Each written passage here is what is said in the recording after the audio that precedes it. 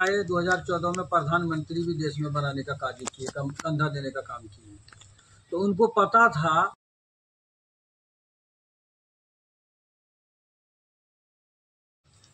विधायक हैं अभी विजय कुमार मंडल जी, जो कि 10 साल में 37 पंचायत का भ्रमण नहीं कर सके, और आरजेडी के जो कैंडिडेट यहाँ से प्रत्याशी शत्रुघ्न मंडल चुनाव लड़ते थे, ये दोनों को शिकस्त देने के लिए बबलू मुखिया ही एक शख्सियत है कि इस दोनों को हराया जा सकता है।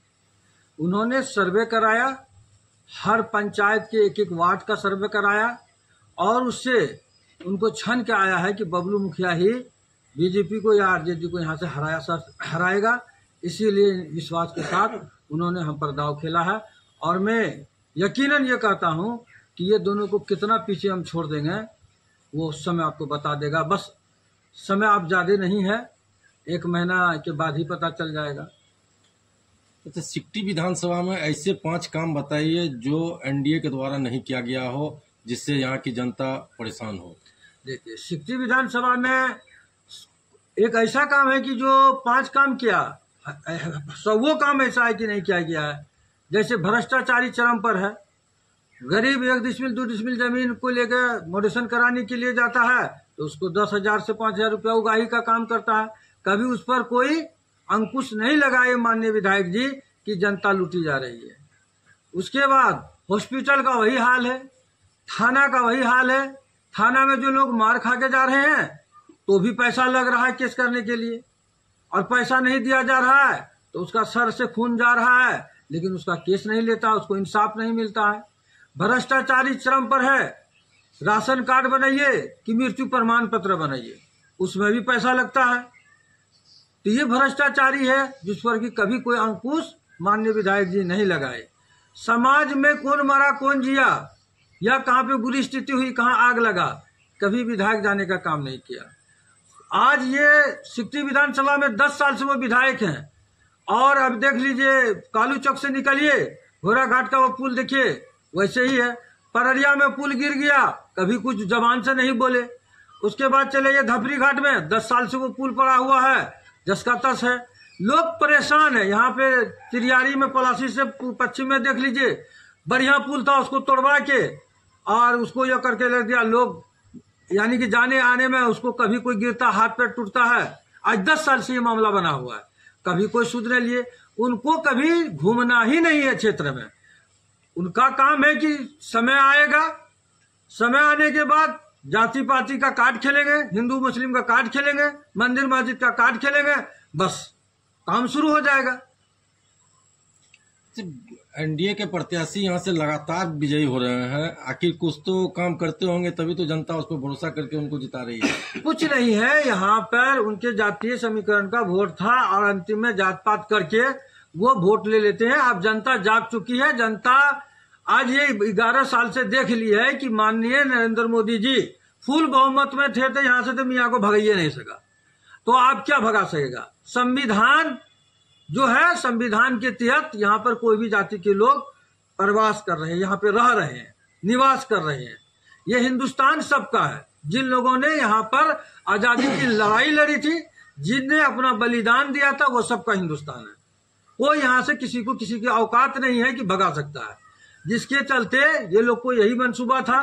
आज लोग समझ गए हैं कि मेरा बच्चा बेकार हो रहा है, मेरे लोग पलायन कर रहे हैं, हमको 10 से 15 हजार रुपया के लिए बाहर कमाना पड़ रहा है, जिसके चलते अब आंख लोगों का खुल गया है। आदरणीय प्रशांत किशोर आके पूरे बिहार के लोगों का आंख खोल दिए हैं कि इस बार लोग सब अपने बच्चों के लिए, पलायन को रोकने के लिए, और महिलाओं को सस्ते दर में ऋण के लिए, और किसानों का आय दुगुनी करने के लिए, और बुजुर्गों को सम्मानजनक पेंशन के लिए जो 2,000 रुपया मिलेगा जन स्वराज द्वारा। इसलिए लोगों आप समझ लिया है कि ये लोग जात पात का हमेशा करके हमसे वोट लेने का काम किया भारतीय जनता पार्टी ने, और जब वोट ले लेता है तो उसके बाद फिर कभी आके मुलाकात नहीं किया और न पूछा कि आप किस हाल में हो या कैसे, यानी कि यहाँ का समस्या है तो इसका निदान कैसे हो।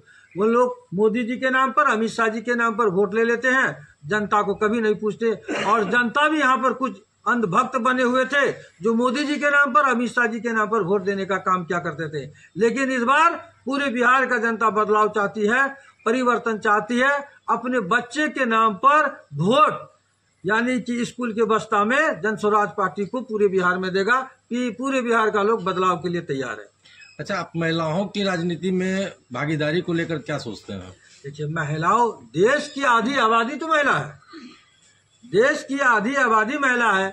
महिलाएं राजनीति में आएगी तो उसका भी उत्थान होगा। मान लीजिए कि पुरुष जितने लगभग उतना महिला भी है, सब चीज में उसको भागीदारी मिल रहा है। आज पुलिस बन रही है, आईपीएस बन रही है, यूपीएससी बन रही है, बीपीएससी बन रही है, आज वो डॉक्टर बन रही है, आज वो फोर्स में काम कर रही है, पुलिस डिपार्टमेंट में आप देखिए सिपाही में काम कर रही है। महिला वर्चस्व के भाग ले रही है, उनको भी सारा हक मिलना चाहिए यहाँ पे। अच्छा, मुख्यमंत्री जी के द्वारा अभी जीविका दीदियों को 10-10 हजार रुपये का राशि दी गई है रोजगार के लिए, इसको आप किस तरह से देखते हैं? ये देखिए, माननीय मुख्यमंत्री नीतीश जी ने जो पैसा दिया महिलाओं को, ये तो घूस दिया, डायरेक्ट घूस कहिए इसको। क्योंकि महाराष्ट्र में मोदी जी ने उसी तरह पैसा देकर महिला को लुभा के वोट ले लिया, उसके बाद महिला मर रही है। अभी दिल्ली में वैसी तरह लिलीपॉप दिखाया, ये करेंगे वो करेंगे, अब वो कहते हैं कि केजरीवाल तो सब पैसे खत्म कर दिया। तो इन लोगों का ये नीति है कि देश के दोनों खड़ा, यानी गड्ढे में क्यों नहीं चला जाए। अभी जो ये 60-62 लाख महिलाओं को जो पैसा 10,000 रुपया दिया, तो डायरेक्ट घूस दिया है कि तुमको हम पैसा दे रहे, तुम हमको वोट दो।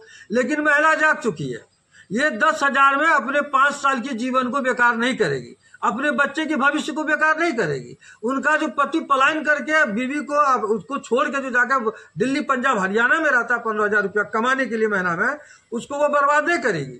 वो 10,000 रुपया उसका पति 15,000 रुपया यहीं पर एक महीना में कमा के दे देगा और पत्नी के साथ रहेगा। कौन पत्नी नहीं चाहती है कि हम पति के साथ रहे? माननीय नीतीश जी तो वही चाहते हैं कि पत्नी को छोड़कर सब पति बाहर रहे, यह उनका खेल है। अच्छा, पलायन को जनसुराज किस तरह से रोकेगी? देखिए, पलायन को जनसुराज के पास वो तंत्र मंत्र है। ये नहीं हम बोल रहे हैं कि पूरे लोगों को सरकारी नौकरी ही दिया जाएगा, पूरे लोगों को सरकारी नौकरी नहीं दिया जा सकता। तरह तरह के फैक्ट्री होगा, काम का सृजन किया जाएगा, उस काम के जरिया से जो युवा यहाँ से पलायन करते हैं उसको यहाँ पे ये रोजगार दिया जाएगा, जिससे कि वो 15 से 20 हजार रुपया आसानी से कमा सकता है और शाम में फिर बच्चों और बीवी के साथ सुख जीवन गुजार सकता है। तेजस्वी यादव ने तो फैसला कर दिया कि जितने लोग सरकारी नौकरी में हैं और जितने परिवार सरकारी नौकरी में नहीं है, 1 महीने सरकार बनने के 1 महीने के बाद हर घर में सरकारी नौकरी देंगे। वो हमारे आदरणीय प्रशांत जी बोलते हैं कि वो 9वीं फेल है, उनको उतना सा डाटा पता कहाँ है। अब हमको बता दीजिए कि सरकार का बजट आज के डेट में भी देखिए 3 लाख करोड़ का है, 3 लाख कुछ करोड़ का है। और वो जो बोले कि प्रति घर में एक नौकरी देंगे, तो इससे हो जाएगा लगभग 2.5-3 करोड़। 2.5-3 करोड़ को 20,000 रुपया की दर से आप जोड़ लीजिए। वो देश, ये बिहार का वो बजट ही नहीं है, तो नौकरी देकर उसको कहाँ से पैसा ये करेगा? ये सब लॉजिक है उसका। वो जैसे अमित शाह जी बोले थे ना कि यानी चुनावी जुमला है, तो वैसे ये चुनावी जुमला बोल रहे हैं। अच्छा, आपका चुनाव चिन्ह बस्ता छाप है, इसको आप किस तरह से देखते हैं? भाई, देश का भविष्य बच्चा है, गार्जियन जो माँ बाप है वो भी बच्चे, उनका भविष्य है माँ बाप का। और ये चुनाव चिन्ह बहुत आरजू मिन्नत करके आदरणीय प्रशांत किशोर जी ने लिए हैं कि स्कूल का बस्ता ही है जो गरीबी से निकलने का एक रास्ता बनेगा। जिस घर में शिक्षा हो जाएगा, ऑटोमेटिक है उस घर का सारा मसला हल हो जाएगा।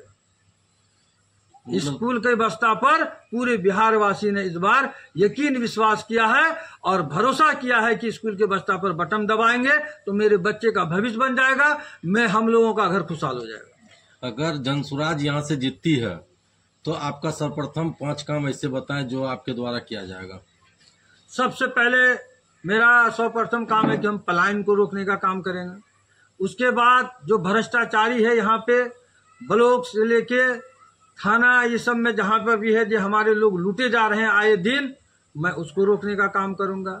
स्वास्थ्य पर काम करूंगा, जो लोग को रात के 2 बजे कोई इमरजेंसी पड़ जाता है जिसको कि अररिया और या फिर पूर्णिया का सहारा लेना पड़ता है, मैं उसका व्यवस्था हर प्रखंड में, तीनों प्रखंड में करना चाहूँगा, करके दूंगा। मेरे पर भरोसा जनता किया तो ये सब हम सरकार से लड़कर ये सब अपना तीनों प्रखंड में ये व्यवस्था मुहैया कराएंगे।